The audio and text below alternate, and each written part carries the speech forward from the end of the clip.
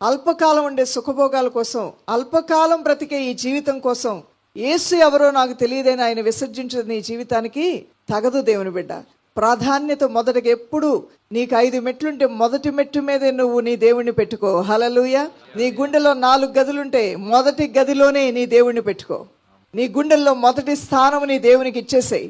ఎప్పటికైనా ఎన్నటికైనా నీ నిరుత్సాహపరిచింది ఏదైనా ఉందంటే దేవునికి నీవు ఇచ్చిన స్థానం నేను ఎప్పుడూ సిగ్గుపరచదు. దేవునికి నీవు ఇచ్చిన స్థానం నేను ఎప్పుడూ ఉన్నతంగానే నిలబెడుతుంది. ఎందుకంటే ఈ దేవాతి దేవుడికి నువ్వు నిజమైన రీతిలో, యథార్థమైన రీతిలో ఆయన్ని గణపరచవలసిన రీతిగా గణపరిచి ఆయనకి ఇవ్వవలసిన స్థానాన్ని ఆయనకి ఇచ్చావు కాబట్టి నీ దేవుడు ఎప్పుడూ నిన్ను నిరుత్సాహానికి లోంచేయడు. దానియేలు దేవునికి ఇవ్వవలసిన మొదటి స్థానాన్ని ఇచ్చేశాడు.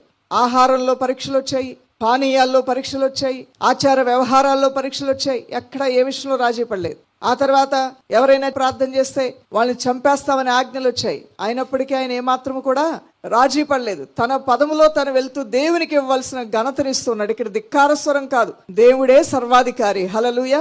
అధికారానికి లోబడమని చెప్పిన ఆ దేవాతి దేవుడే సర్వాధికారి. దేవునికి అధికారులు కూడా లోబడాలని తెలియజేశాడు.